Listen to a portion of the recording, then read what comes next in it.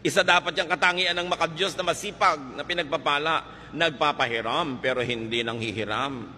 Nagbibigay, hindi nang hihingi. Yan ang magandang goal. Hindi yung paggising sa umaga ang hinahanap sinong madidilihensyahan.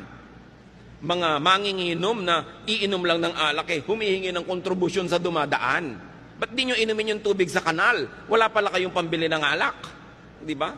Puro pabigat sa kapwa ang iniisip. Mga kamag-anak na pagka may party, mag-iinuman, tapos lahat ng kamag-anak ko hihinga ng pambili. Mga ugali na nagpapahirap at nagpapalala sa mga kanser ng ating lipunan. So huwag yung sino kaya ang mautangan o mahingan. Kung kayo mga bata pa hanggang ngayon, mga magulang na bata pa, magplano kayo na pagdating ng panahon, hindi nyo kailangang umasa sa bait ng inyong anak o manugang.